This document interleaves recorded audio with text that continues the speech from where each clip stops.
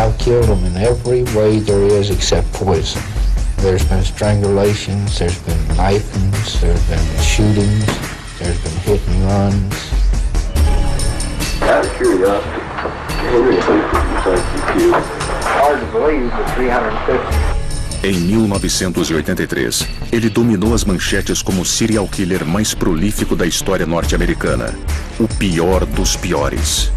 15 outstanding California murder cases have been resolved as a result of a recently completed tour of the state by condemned serial killer Henry Lee Lucas. Ele foi ligado a homicídios em 27 estados. Come to East Texas, killed a girl there. Went from East Texas to Maryland, killed a girl there. É impossível dizer quantas pessoas ele matou. Talvez as autoridades nunca saibam quantas pessoas Henry Lee Lucas assassinou.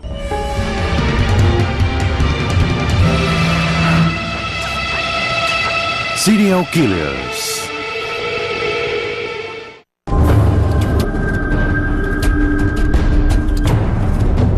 Era um homem desgrenhado, dirigindo um carro velho.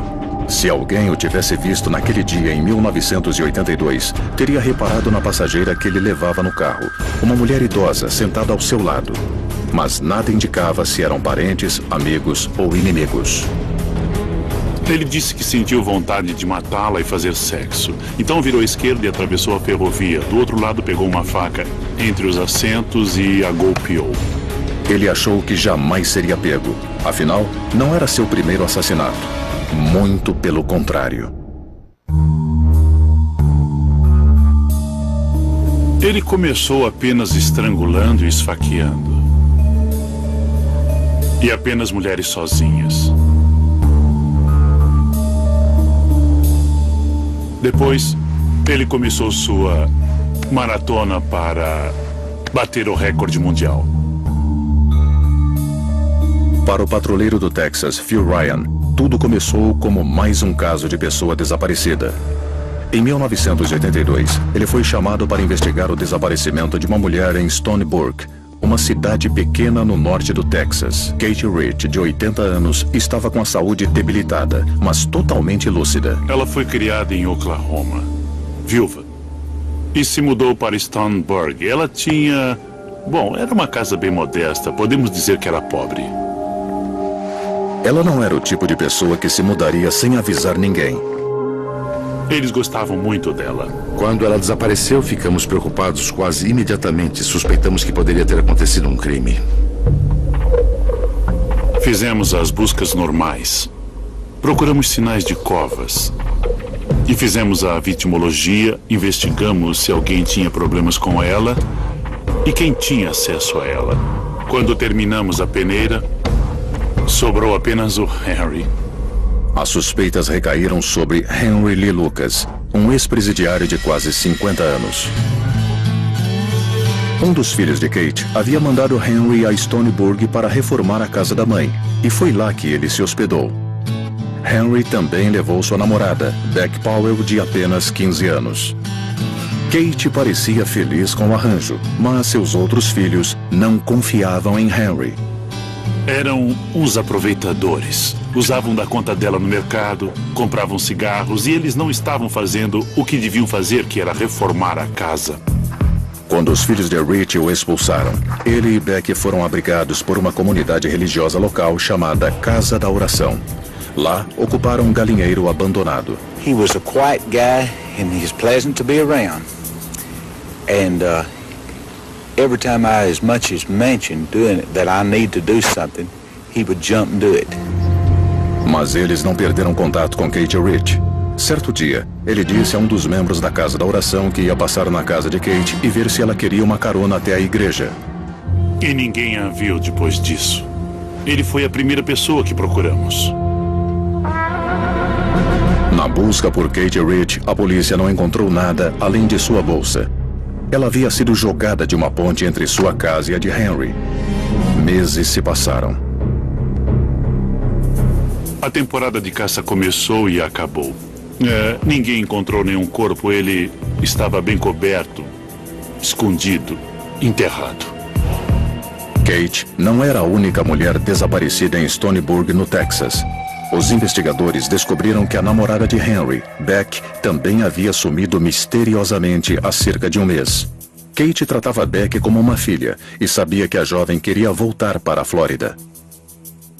Ela passou meses pedindo para voltar à Flórida. Henry não queria isso. Ele tinha multas de trânsito pendentes no estado. Além disso, ele gostava do Texas. Henry disse que Beck o havia abandonado. 9 meses se passaram. O patrulheiro Pat Ryan estava frustrado. Ele não encontrou nenhuma evidência física que ligasse Lucas ao caso. Eu estava empacado. Então, Ryan descobriu que Henry tinha uma arma e o prendeu por porte ilegal. Ele falou, no Texas, quando não te pegam de um jeito, pegam de outro. E eu respondi, é bem por aí, Henry. E ele disse, eu ia te ajudar a encontrar a Kate, mas não vou. Eles deixaram Henry sozinho numa cela. Após 3 dias, ele mandou um bilhete. Ele queria falar. Henry disse ao patrulheiro que não só tinha matado Kate Rich, como também havia desmembrado seu corpo. Depois, queimou os pedaços e enterrou as cinzas e ossos. Ele mostrou onde havia enterrado os restos mortais, nos fundos do galinheiro da Casa da Oração. Ele escavou o terreno em vários pontos, onde tinha enterrado as cinzas e os ossos. Eram ossos humanos, mas na época não dava para saber de quem eram. Não sei se hoje seria possível. Dependendo de quais ossos sobraram e do estado deles, é possível determinar o gênero e, às vezes, até a idade. É impossível determinar a causa da morte, as circunstâncias da morte e também a hora da morte. E, basicamente, qualquer evidência física teria desaparecido. Seguindo suas instruções, a polícia encontrou o local onde Henry havia deixado Kate após matá-la. Olha, bem aqui. Na estrada, nós encontramos os óculos dela. Na outra ponta, nós encontramos parte da roupa. Henry tinha mais a dizer. Ele se emocionou ao relembrar sua namorada, Frida Powell, a garota de 15 anos que chamava de Beck. Eu só ouvi demonstrar emoção quando ele falou sobre a Beck Powell. Foi a única emoção que ele demonstrou, além de autopiedade. Henry foi apresentado a Beck por seu antigo parceiro de viagens, Ott Stu, um homem forte e mal encarado, com quem entrava e saía da prisão. Beck era sua sobrinha. Apesar de jovem, ela já não tinha uma vida fácil. Sua mãe, uma viciada em drogas, havia cometido suicídio. Algumas pessoas nascem para sofrer. Ela só queria atenção. Acho que Henry chegou o mais perto possível de ser o amor da vida dela. Henry, que tinha uma queda por mulheres jovens, ficou encantado com Beck. Aos 15 anos, Beck havia deixado a escola e o casal se tornou inseparável. Normalmente, quando um homem adulto procura crianças ou adolescentes, é porque se sentem inseguros com mulheres mais velhas e não conseguem abordá-las. Também é mais fácil persuadir e mentir para adolescentes, ou eles são pedófilos com uma preferência por certa faixa etária e só se sentem atraídos por esse grupo.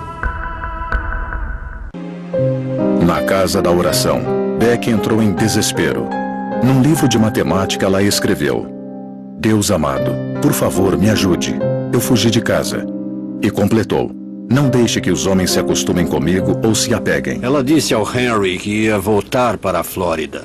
Ele fez um teatro fingindo que ia deixar a Casa da Oração e levar Beck de volta à Flórida. O casal deixou a comunidade. Com pouco dinheiro e sem carro, eles pediram carona. Passaram a noite num acampamento de mendigos na beira da estrada. Era um verão úmido e quente. Henry estava bebendo. Os dois discutiram. We kept arguing and cussing each other, and finally I just told her what we were going back the next morning to the garden. Beck bateu nele. Então ele pegou uma faca e a matou. I just picked it up off the blanket and brought it around, hit her right in the chest with it. Disse que foi um reflexo. I didn't do it because I didn't love her or anything like that. It was because of arguments and because of difficulties that I've been having through my life. Eu perguntei, então por que a matou? Pelo mesmo motivo, para fazer sexo. I guess it got to be a part of my life, having sexual intercourse with the dead. Henry Lee Lucas levou o patrulheiro e a polícia a um campo onde disse que encontrariam Beck. Lá ele disse, as pernas estão por ali, eu amarrei e arrastei para lá. O resto dela está aqui. Eu acho que talvez a cabeça esteja mais para lá. Os peritos encontraram o esqueleto desmembrado de uma mulher jovem, com a idade e a estatura aproximadas de Beck. O legista nunca foi capaz de identificar os corpos como sendo de Beck ou Katie Rich. Hoje em dia, com o DNA, podemos examinar o osso e obter amostras de DNA para determinar a identidade da vítima, mas precisamos ter alguma coisa para comparar. Se tivermos um esqueleto sem tecido mole, sem roupas, sem uma arma e sem evidências claras, ficamos apenas com mais perguntas do que somos capazes de responder. Quando Ryan levou Henry à delegacia para ser fichado, ele disse que não havia acabado. Ao longo da noite, Henry confessou um assassinato brutal após o outro. Come to East Texas, killed a girl there. Went from East Texas to Maryland, killed a girl there. Cerca de 20 na primeira noite, mais 20... Era apenas o começo. Henry Lee Lucas tinha muito mais para contar à polícia. Em 21 de junho de 1983, Henry Lee Lucas foi levado ao Fórum do Condado de Montague pelos assassinatos de Katie Rich e Beck Powell. Mike Cox, um repórter de Austin American Statesman, assistiu à sessão. Ele estava prestes a conseguir o maior furo de sua vida. Foi quando Lucas deixou escapar no tribunal que tinha matado mais de 100 mulheres. As agências de notícias reproduziram o anúncio de Lucas, atraindo a atenção da mídia. Henry Lee Lucas says he has killed 100 women. Recebemos ligações de todas as grandes cidades do país, da Inglaterra, França, Alemanha, África do Sul. Henry alegava ter feito vítimas nos estados da Flórida, Louisiana, Oklahoma e Virgínia Ocidental, e se gabava de ter matado de todas as formas imagináveis. I've killed them in every way there is except poison. There's been strangulations, there's been knifings, there's been shootings, there's been hit and runs. De certa forma, os assassinatos eram jogos. Ele queria ver se conseguia escapar. Ele não só escreveu descrições das pessoas que afirmava ter matado, como começou a desenhar retratos de mulheres. E ele descrevia detalhes como ela estava de blusa rosa e calça branca. Ele foi bastante específico. Ele se lembrava de tudo, estradas de terra, minas abandonadas, parques, riachos, lagos. Ele era muito preciso e sempre descrevia a mesma coisa centenas de vezes. E sempre acertava na mosca quando falava de detalhes da paisagem. Isso impressionou muita gente, eles acharam que era tudo verdade. Ao longo da rodovia Interestadual 35, no Texas, uma estrada bem movimentada, havia vários assassinatos não solucionados. Houve homicídios ao longo de toda a rodovia 35, que passa pelo condado de Williamson e também por Austin. No dia seguinte, ao anúncio chocante de Henry, o xerife Jim Baltwell foi visitá-lo.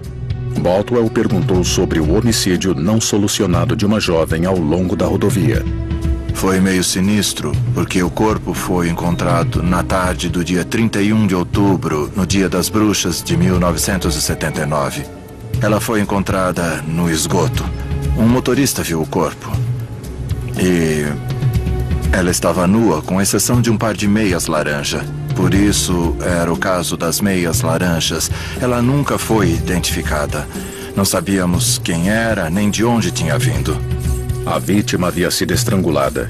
O caso tinha poucas pistas. Havia um anel em seu dedo e uma caixa de fósforos de Oklahoma ao lado do corpo. Procuraram por digitais na caixa de fósforos e no corpo, mas não conseguiram obter nenhuma impressão latente. Isso foi antes de o exame de DNA existir. E acho que não coletaram nada de onde se poderia extrair DNA se o caso tivesse ocorrido hoje. Sem as roupas, uma quantidade enorme de evidência ou evidência em potencial é perdida. As meias que a jovem estava usando podiam conter fibras, tanto na sola quanto na parte de cima. Isso é importante. Seria possível comparar essas fibras, mas não havia muita evidência nesse caso. E quando a ausência de evidências sólidas e consistentes é clara, não podemos fazer muita coisa. O xerife Baltwell entrevistou Henry e se convenceu de que ele era o responsável pelo assassinato. Ele o levou até a cena do crime das meias laranjas.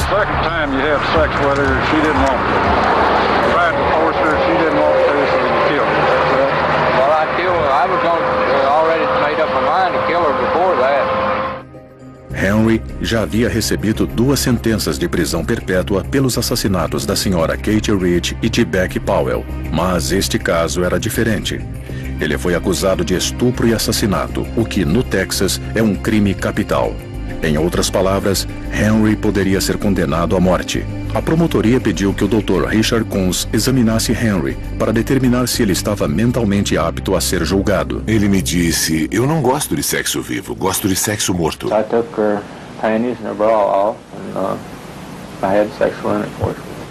Foi o tema comum de todo o tempo que ele passou falando sobre seus crimes. Ele alegava que fazer sexo era mais prazeroso se a vítima ou se a parceira, entre aspas, estivesse morta. Enquanto o xerife Baltwell mantinha seu suspeito no caso das meias laranjas sob custódia, em Williamson, policiais de todo o país pediam para entrevistar Henry sobre homicídios não solucionados em suas jurisdições. E para que Henry continuasse falando, as autoridades tentavam mantê-lo feliz. I had anything I wanted. I had colored TV, I had cable TV, I had the cases of cigarettes. Not just cartons, but I'm talking about cases of cigarettes. A demanda por Henry era tão grande que foi criada uma força-tarefa exclusiva para coordenar seus compromissos. Havia cerca de 1000 policiais na cidade, representando 500 agências ou um pouco mais. Out of curiosity, Henry, how many papers did you kill? Hard to believe, but 350. Henry foi levado à Califórnia em um avião particular para identificar cenas de crimes. Ele ficava em hotéis e comia pratos finos.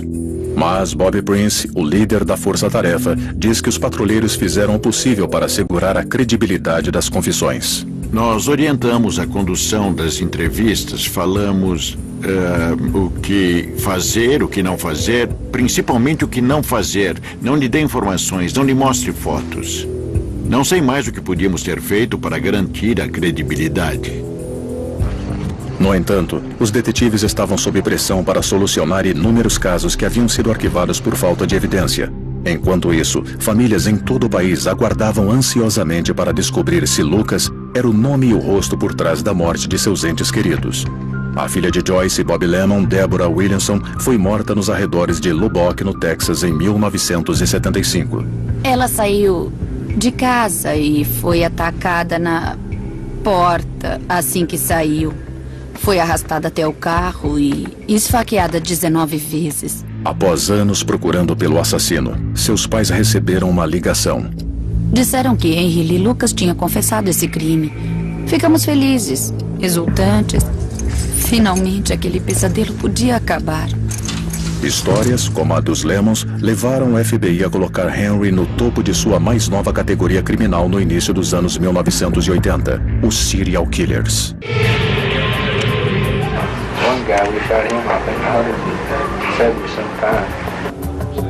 Em 1983, Henry Lee Lucas confessou centenas de assassinatos. Em seguida, adicionou um novo detalhe.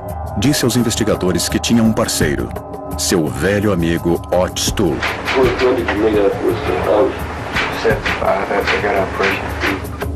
Otis Toole era tão estranho quanto Henry Lee Lucas, talvez até mais. Ele era um ser humano muito perturbado. Quando os dois se conheceram em Jacksonville, na Flórida, o resultado não podia ser outro. Otis Toole era, na verdade, um homossexual gigantesco e também era malvado. Ele era cruel e violento. Ele se vestia de mulher e se envolvia em muitas brigas em bares quando zombavam dele. De acordo com Henry, quando irritado, Otis matava qualquer um de quem não gostasse. E isso era apenas um aperitivo. What really got me though is when he started eating people. I had to get away from that bad, huh? He got so easy. Most of his victims he killed, he'd cut a piece of them off and eat it. Yeah, I couldn't do it. Foi um prato cheio para a mídia, que apelidou os assassinos errantes de Dupla do Inferno. De acordo com Lucas, eles atacavam qualquer mulher que Henry achasse atraente. Eles matavam a mulher e Lucas fazia sexo com o cadáver. Ele era um necrófilo, talvez porque em seus crimes com Otis temos a impressão de que ele achava divertido fazer sexo com cadáveres. Os dois pareciam gostar da atenção da mídia e começaram a fazer afirmações absurdas.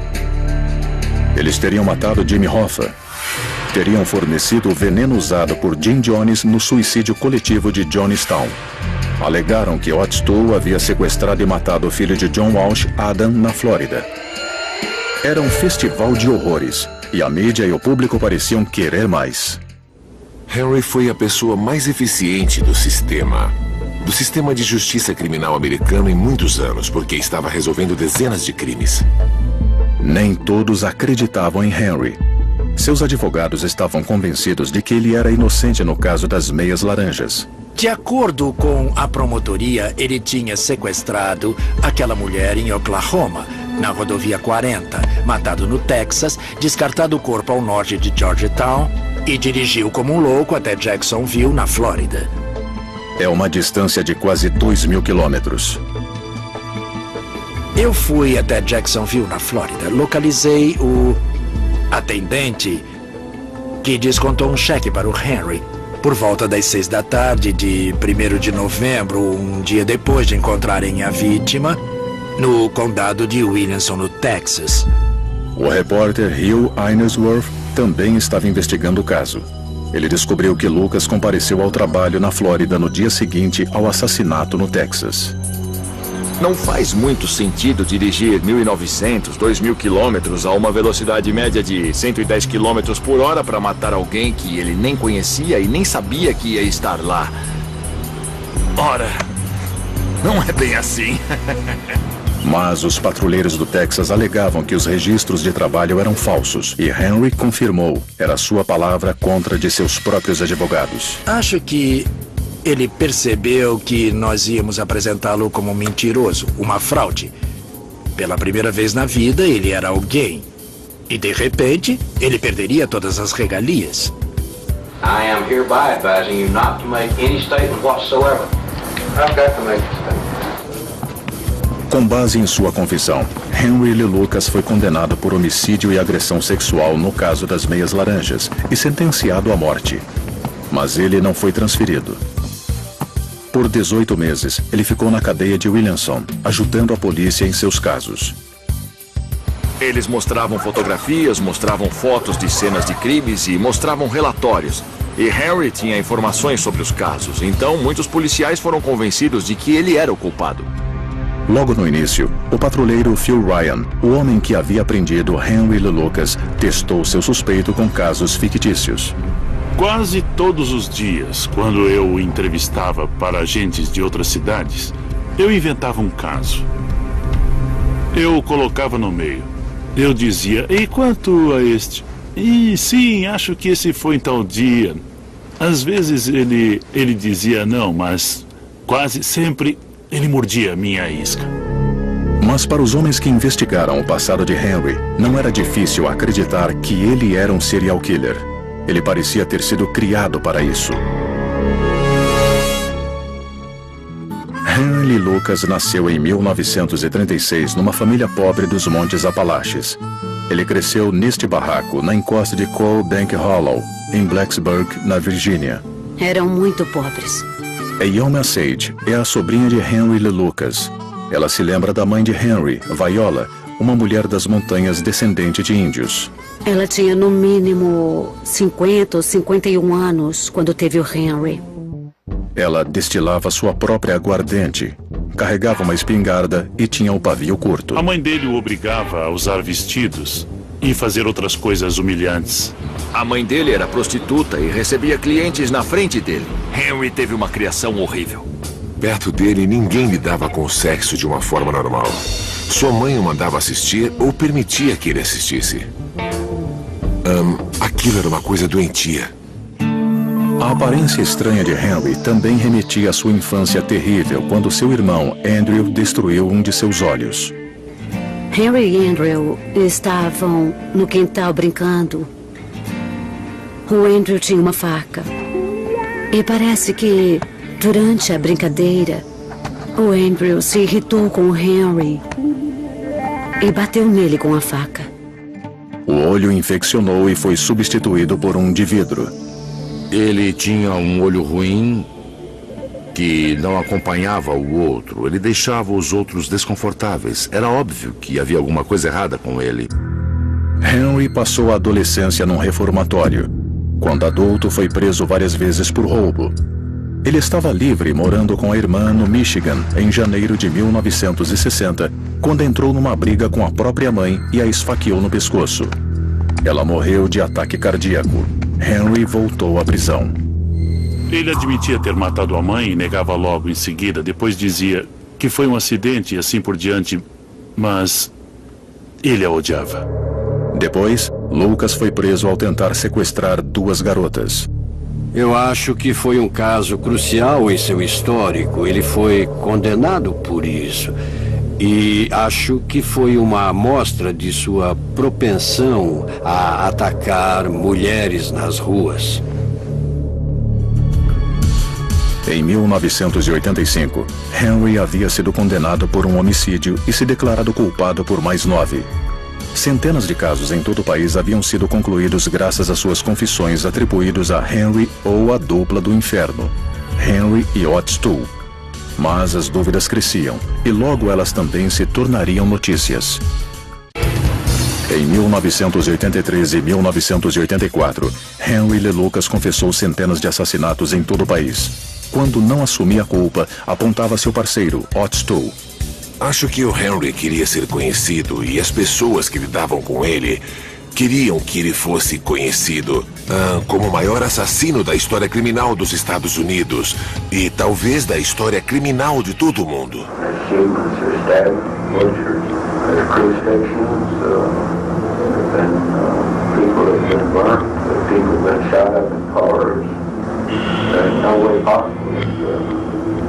Anyone else in the country could have done what me and Otis have done.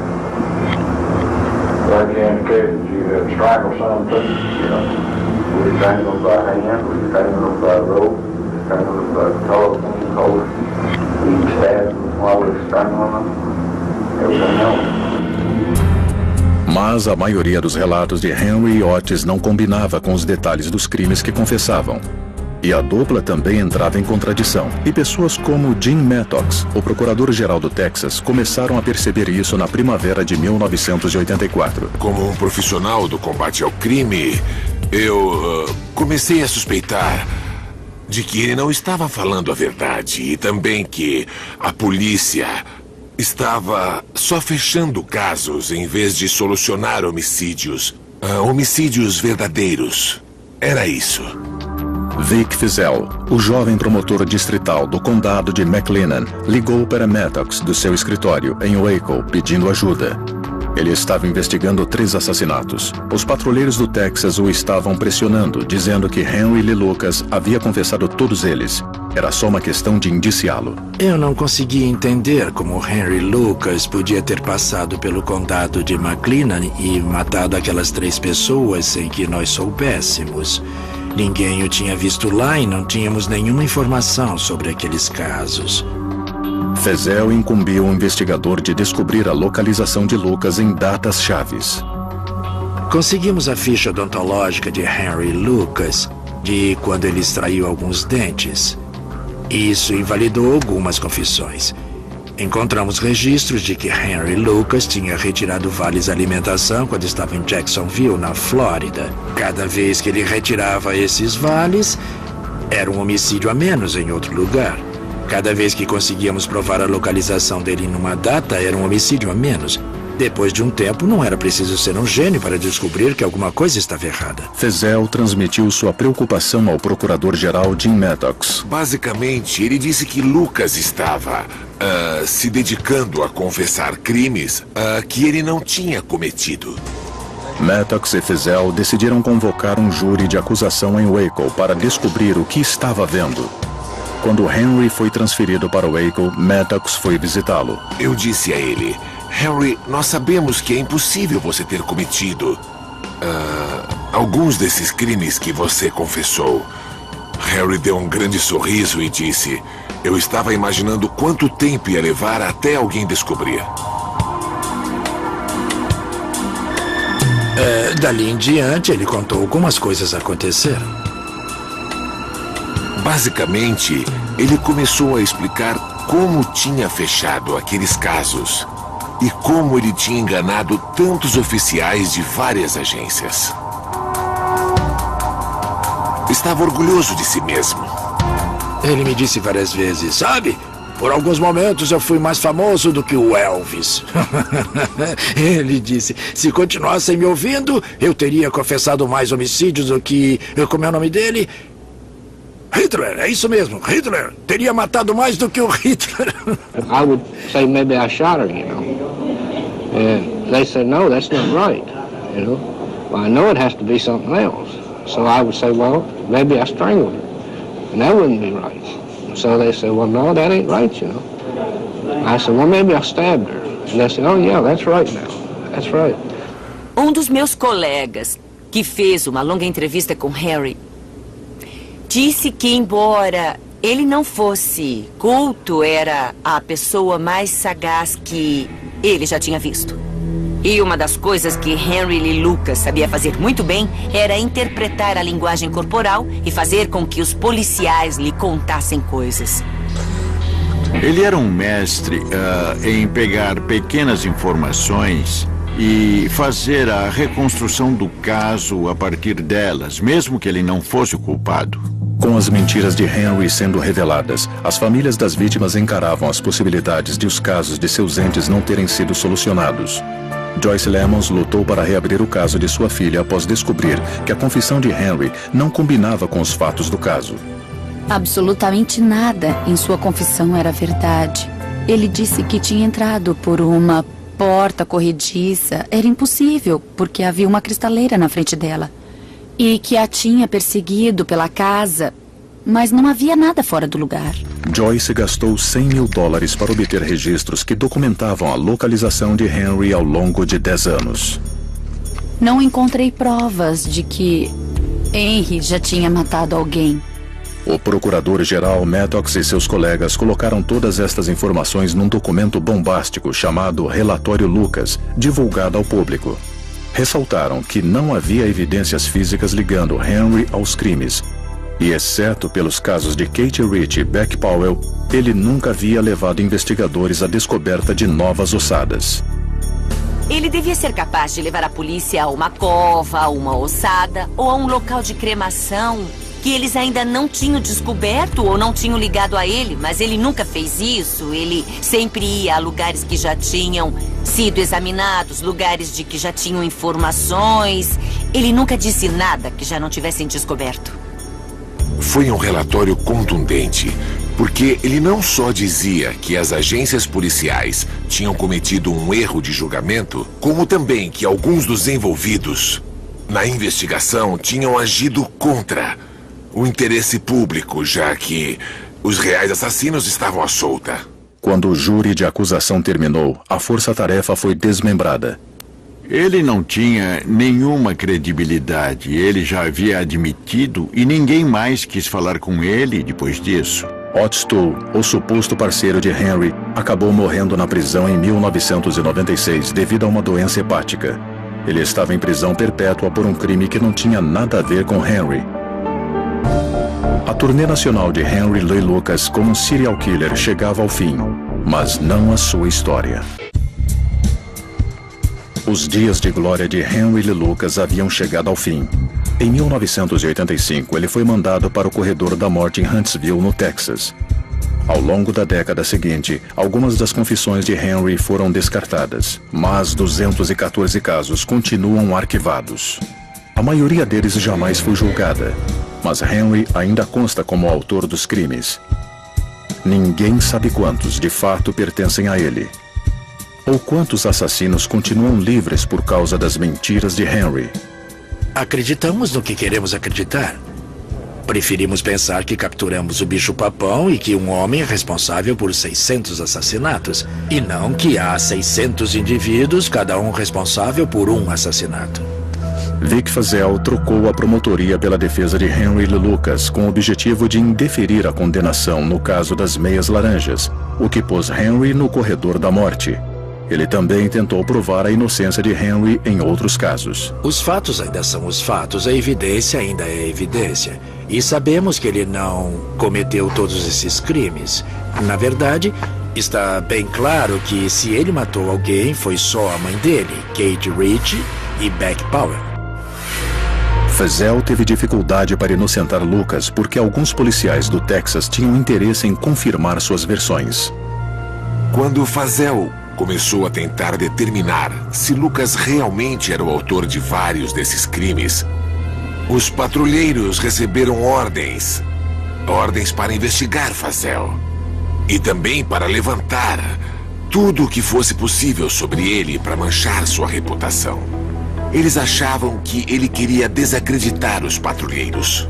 Eu fui preso e algemado em frente ao fórum quando estava parando na minha vaga. Eles me tiraram do carro, me algemaram e me prenderam. Como já tinham avisado a mídia, havia no mínimo 12 câmeras de TV por ali. As acusações eram numerosas e abrangentes. Receber propinas para indeferir casos, ser permissivo com o crime, ser permissivo com as drogas, me recusar a processar casos de agressão a policiais.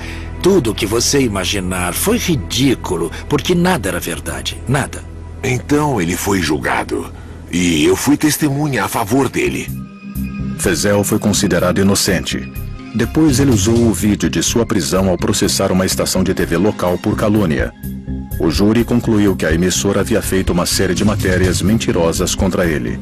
Foi o maior caso de calúnia na história dos Estados Unidos, já vencido por um funcionário público. 58 milhões de dólares. Enquanto isso, o tempo de Henry Lee Lucas chegava ao fim. Em 1998, a Suprema Corte se recusou a ouvir seu último recurso no caso das meias laranjas. A data da execução foi marcada e no corredor da morte, ele disse à rede CBS que nunca tinha matado ninguém além da própria mãe. Can I believe you when you say you killed your mother? Yes, I did do it. You know, I mean, I don't know positively I did, but I'm pretty sure I did. How many murders have you confessed to? Over 3,000. 3,000? Yeah, over 3,000. You spent a lot of time confessing. 2.5 years. 3,000 murders. 7 days a week. George W. Bush era o governador do Texas em 1998 e nunca havia cancelado uma pena de morte, mas ele recebeu o apoio do ex-procurador-geral Jim Maddox, um democrata. A former attorney general has expressed grave doubt. There's been a series of articles expressing some doubt. Pela primeira e última vez, uma sentença de pena de morte foi comutada para prisão perpétua pelo governador Bush. Fiquei decepcionado. Acho que ele é o autor desse crime por diversas razões. Em primeiro lugar, foi um dos primeiros crimes que ele confessou. E não há dúvidas de que depois ele inventou coisas, assumiu crédito por crimes que não cometeu e não podia ter cometido. Mas acho que, nesse caso, ele cometeu o assassinato. O promotor Ed Walsh é um daqueles que ainda acreditam que Henry é um serial killer. Quantos outros assassinatos ele cometeu, eu não sei, mas estimo que sejam, no mínimo, 100. Eu sei que ele é um serial killer. Ele matou muita gente.